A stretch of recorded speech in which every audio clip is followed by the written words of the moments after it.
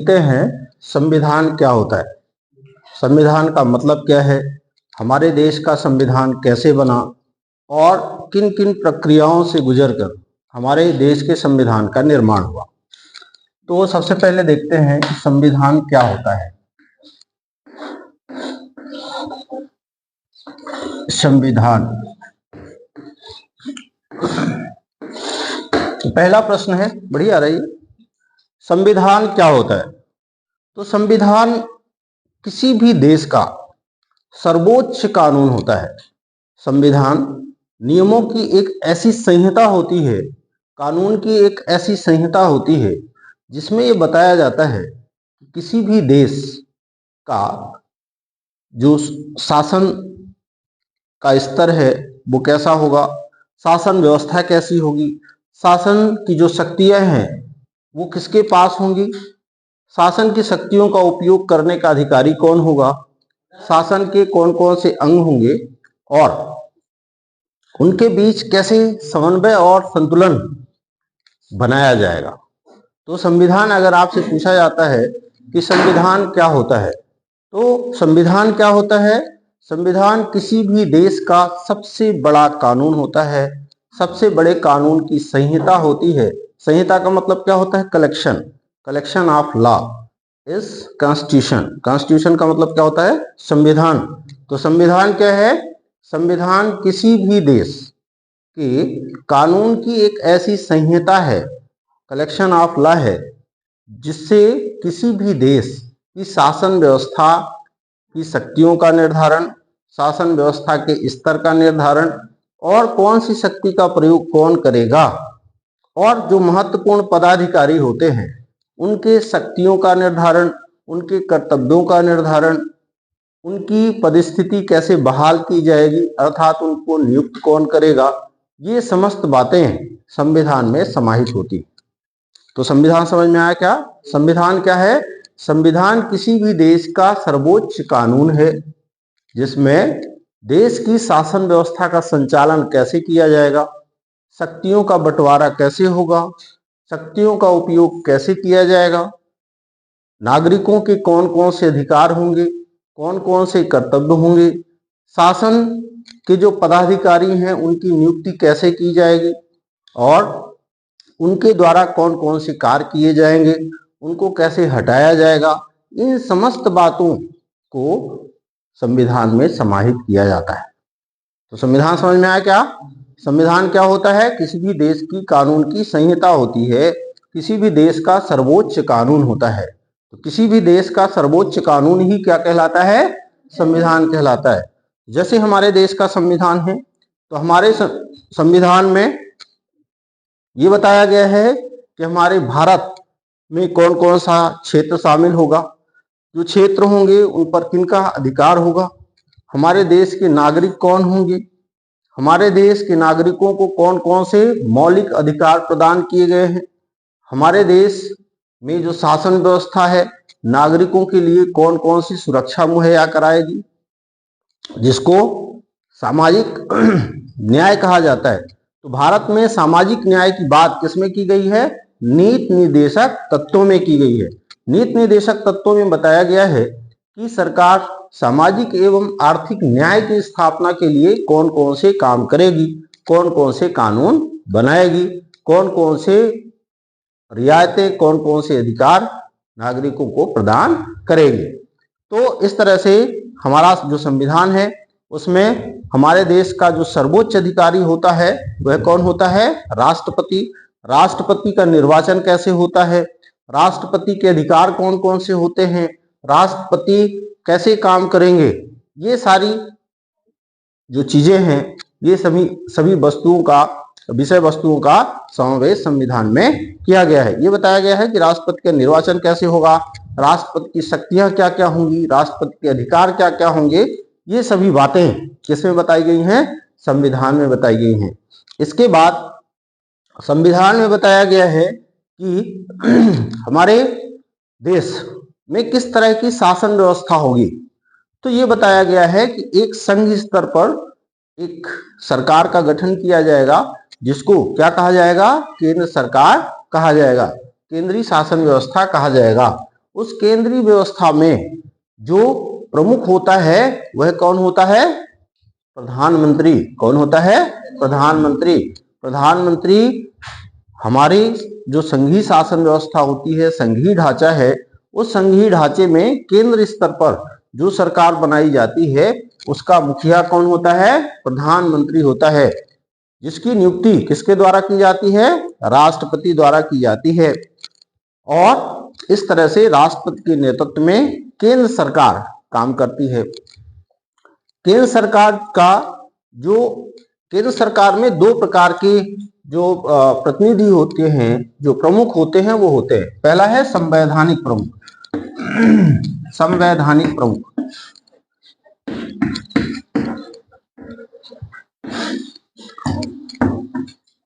हमारे देश में कार्यपालिका का जो संवैधानिक प्रमुख होता है, कार्यपालिक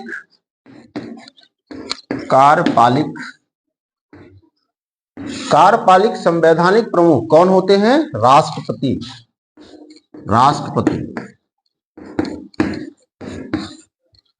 और हमारे देश के जो वास्तविक प्रमुख होते हैं, हमारे देश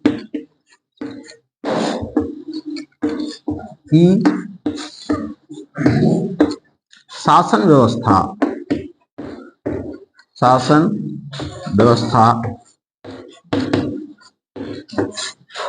की वास्तविक प्रमुख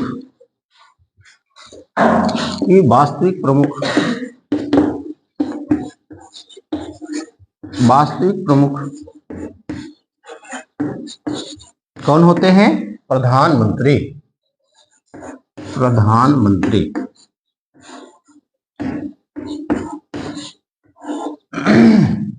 तो हमारे देश में जो कार्यपालिका है उसके दो प्रमुख होते हैं। एक होते हैं संवैधानिक प्रमुख, कौन होते हैं? राष्ट्रपति। और शासन व्यवस्था के जो वास्तविक प्रमुख होते हैं वो कौन होते हैं? प्रधानमंत्री होते हैं। तो इसका भी वर्णन संविधान में किया गया है। फिर हमारे संविधान में इसके पश्चात न्यायपालिका की व्यवस्था की गई है, न्यायपालिका की बात की गई है। इसको लिख रहे हो गया? देखो, ठीक है रे?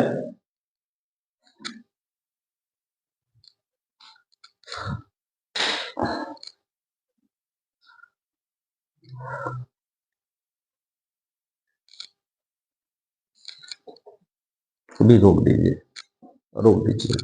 हम आज देखते हैं मौलिक अधिकार क्या होता है। मौलिक अधिकार क्या होते हैं? मौलिक अधिकार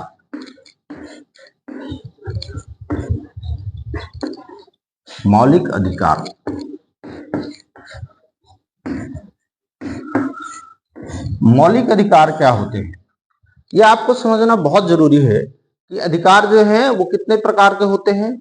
एक होता है मानव अधिकार और दूसरा होता है मौलिक अधिकार।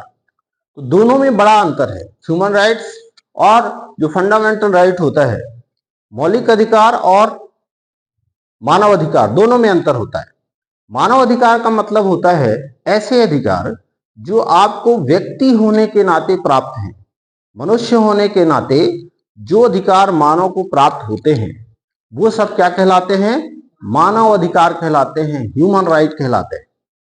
और ऐसे मानव के अधिकार जिसे किसी भी देश का संविधान वैधानिकता प्रदान करता है, मतलब संविधान में ये लिखा होता है कि ये अधिकार हम अपने नागरिकों को प्रदान कर रहे हैं। तो किसी भी देश के संविधान में जिन मानव अधिकारों की बात की जाती है उन अधिकारों को क्या कहा जाता है? मौलिक अधिकार कहा जाता है। और ऐसे अधिकार जो हर मानव को मनुष्य होने के नाते प्राप्त होते हैं वो सब क्या कहलाते हैं? मानव अधिकार कहलाते हैं, ह्यूमन राइट कहलाते हैं। तो ह्यूमन राइट और फंडामेंटल राइट दोनों में अंतर होता है। ह्यूमन राइट क्या है? वो सभी अधिकार जो हर मनुष्य को मानव होने के कारण प्राप्त होते हैं, दैट इज ह्यूमन राइट। वो क्या है? मानव अधिकार है। और ऐसे समस्त अधिकार जिनका उल्लेख किसी भी देश के संविधान में होता है, और संविधान ये गारंटी देता है कि ये अधिकार हमारे देश के नागरिकों को प्रदान किए गए हैं और यदि उनका उल्लंघन होता है, वायलेशन होता है, तो उसके खिलाफ व्यक्ति न्यायालय में जा सकता है। तो मौलिक अधिकार, अब हम बात करते हैं व्हाट इज फंडामेंटल राइट। मौलिक अधिकार क्या है? तो मौलिक अधिकार क्या है? मौलिक अधिकार ऐसे अधिकार हैं जो किसी भी देश के नागरिक के बौद्धिक एवं शारीरिक विकास के लिए आवश्यक होते हैं।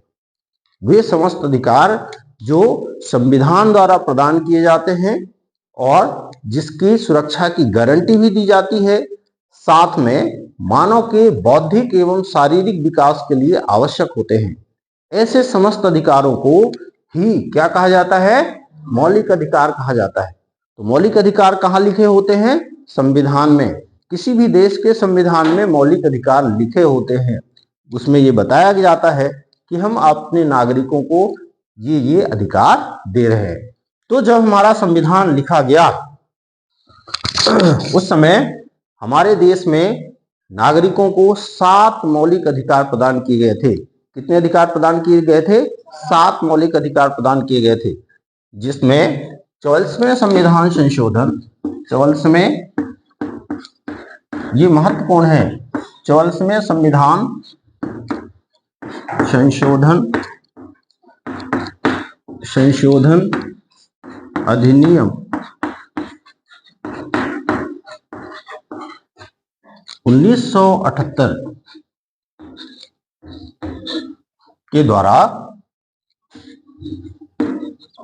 के द्वारा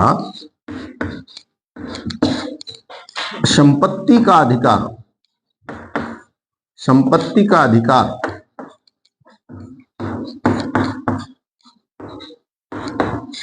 जो एक मौलिक अधिकार था उसको मौलिक अधिकार से बाहर कर दिया गया। 44वें संविधान संशोधन अधिनियम 1978 के द्वारा संपत्ति का अधिकार जो मौलिक अधिकार था,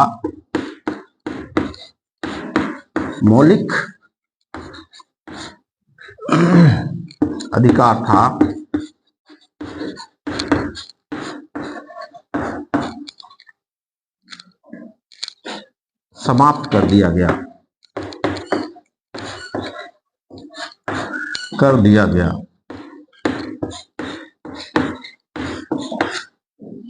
तो मौलिक अधिकारों की संख्या कितनी बची? 6। तो ये आपसे पूछा जाएगा, ये बहुत महत्व का है, बहुत ही महत्व का है कि संविधान में, मूल संविधान में कितने मौलिक अधिकार प्रदान किए गए थे? 7। कितने प्रदान किए गए थे? 7। 7 मौलिक अधिकारों में से एक मौलिक अधिकार, संपत्ति का जो अधिकार था, उसको 44वें संविधान संशोधन अधिनियम 1978 के द्वारा संशोधित कर दिया गया और उसको मौलिक अधिकारों की सूची से हटा दिया गया। तो वर्तमान में जो अधिकार हैं, मौलिक अधिकार हैं, वो कितने हैं? 6। तो मौलिक अधिकार क्या होता है बताओ? वो अधिकार जो किसी भी नागरिक के बौद्धिक एवं शारीरिक विकास के लिए आवश्यक होते हैं, ऐसे अधिकारों को ही क्या कहा जाता है? मौलिक अधिकार कहा जाता है। और ऐसे अधिकार संविधान में लिखित होते हैं, संविधान द्वारा गारंटी प्राप्त होते हैं। तो मौलिक अधिकारों में पहला जो मौलिक अधिकार है वह है समानता का अधिकार। समानता का अधिकार,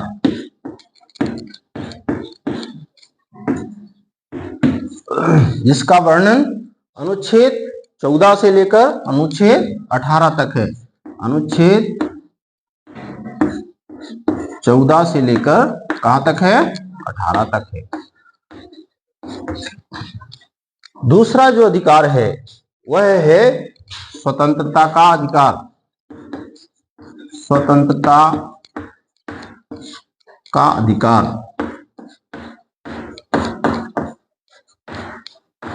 जिसका वर्णन कहां से कहां तक है बताइए? अनुच्छेद 19 से लेकर के 22 तक। तीसरा जो अधिकार है वह है शोषण के विरुद्ध अधिकार। शोषण के विरुद्ध अधिकार,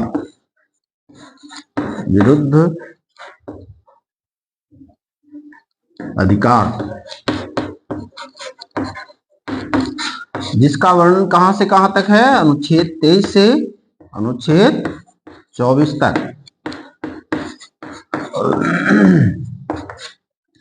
फिर अगला क्या है? धार्मिक स्वतंत्रता का अधिकार।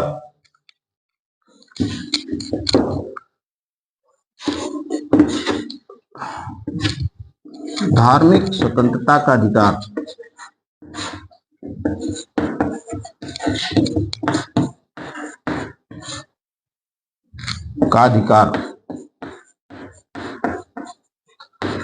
ये धार्मिक स्वतंत्रता का अधिकार कहां से कहां तक है बताइए? अनुच्छेद 25 से लेकर अनुच्छेद 28 तक।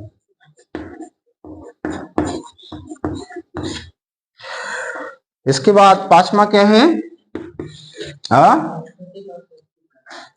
सांस्कृतिक एवं शैक्षिक अधिकार।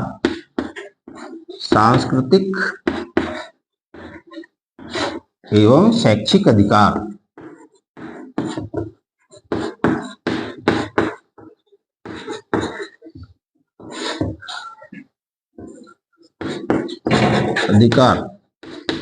ये कहां से कहां तक है बताइए? अनुच्छेद 29 और 30 में।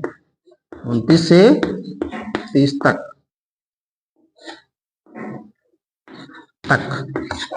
इसके बाद क्या है? संवैधानिक उपचारों का अधिकार। याद है? छठा है संवैधानिक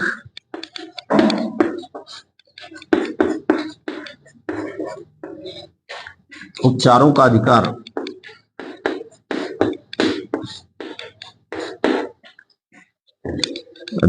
ये कहां से कहां तक है बताइए? 32 से 35 तक।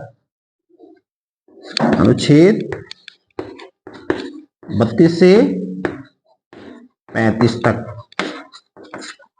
तो ये हमारे 6 मौलिक अधिकार हैं जो संविधान द्वारा प्रदान किए गए हैं।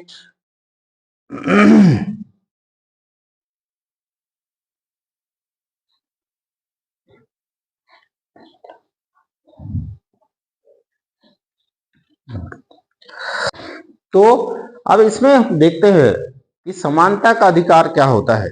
सबसे पहले हम देखते हैं कि समानता का अधिकार क्या होता है, इसका मतलब क्या है। राइट टू इक्वलिटी का मतलब क्या है? समानता का अधिकार मतलब राइट टू इक्वलिटी।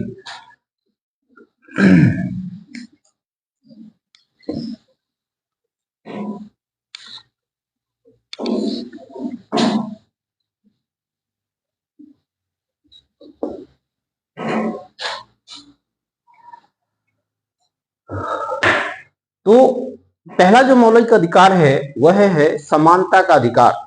समानता का अधिकार का मतलब क्या होता है? इसका मतलब यह होता है कि किसी भी देश के समस्त नागरिक कानून की दृष्टि से समान होंगे। कानून उनके साथ किसी प्रकार का भेदभाव नहीं करेगा और यह अधिकार लोगों में समानता का भाव पैदा करता है। इस तरह से समानता का अधिकार जो है उसमें पहला जो अधिकार है समानता का वह है विधि के समक्ष समानता का अधिकार।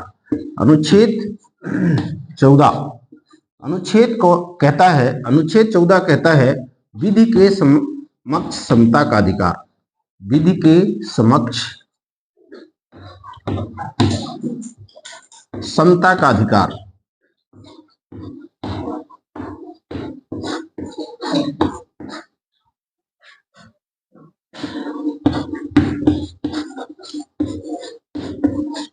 विधि के समक्ष समता का अधिकार, इसका मतलब यह है कि विधिक दृष्टि से, कानूनी दृष्टि से हर व्यक्ति समान होगा।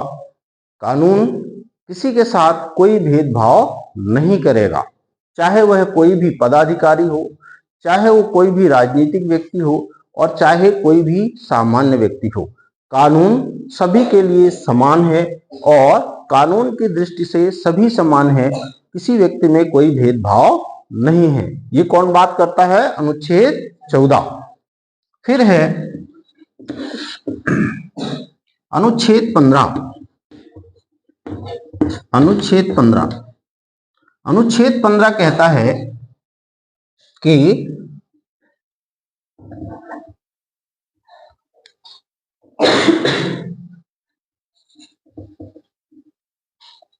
जाति, धर्म, लिंग, मूल वंश,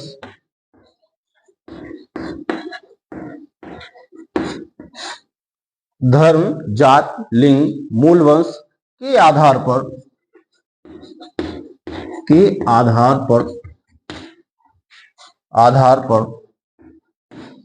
किसी भी प्रकार का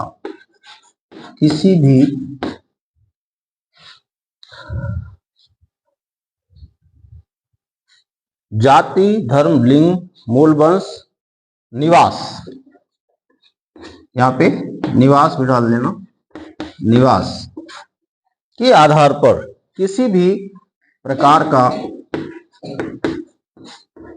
का भेदभाव नहीं किया जाएगा।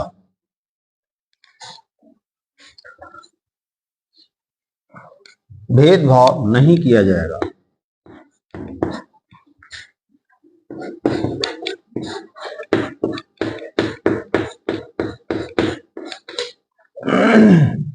अनुच्छेद 15 कहता है कि जाति, धर्म, लिंग, मूल वंश और निवास के स्थान पर भारतीय नागरिकों में किसी भी प्रकार का भेदभाव नहीं किया जाएगा और जो भी भेदभाव किए जाते थे संविधान लागू होने से पहले उन समस्त भेदभावों को समाप्त किया जाता है।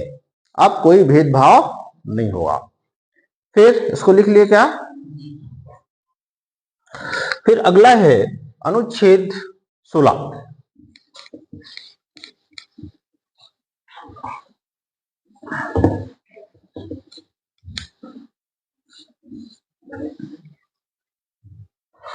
अनुच्छेद 16 कहता है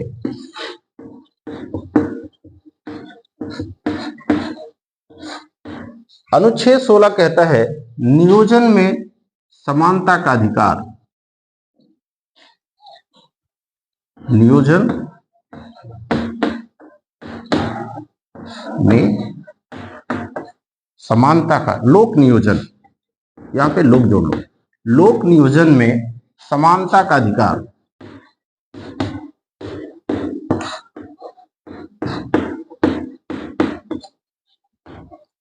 लोक नियोजन में समानता का अधिकार, इसका मतलब क्या है? इसका मतलब है कि सरकारी जो पद होते हैं उनमें नियुक्ति करते समय नागरिकों में किसी प्रकार का कोई भेदभाव नहीं किया जाएगा।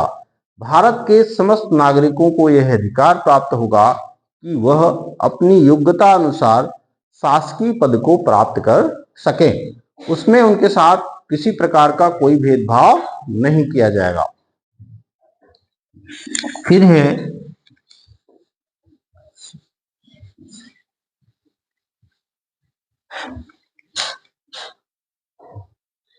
अनुच्छेद 17। अनुच्छेद 17 कहता है अस्पृश्यता का अंत। अस्पृश्यता का अंत। अनुच्छेद 17 अस्पृश्यता का अंत करता है, अर्थात अनुच्छेद 17 कहता है कि किसी भी प्रकार के छुआछूत का व्यवहार निंदनीय होगा, कानूनी रूप से उसको प्रतिबंधित किया जाएगा। अतः अस्पृश्यता का अंत संविधान में अनुच्छेद 17 में लिखा गया है और अस्पृश्यता की भावना जो होती है वो लोगों में असमानता उत्पन्न करती है। अतः कहा गया है संविधान के अनुच्छेद 17 में कि छुआछूत का किसी भी प्रकार का आचरण निषिद्ध किया जाएगा, प्रतिबंधित किया जाएगा और यदि कोई ऐसा आचरण करता है तो उसको दंडित किया जाएगा, उसके लिए दंड का प्रावधान किया गया है। इसके बाद है अनुच्छेद 18। अनुच्छेद 18 कहता है उपाधियों का अंत। उपाधियों का अंत।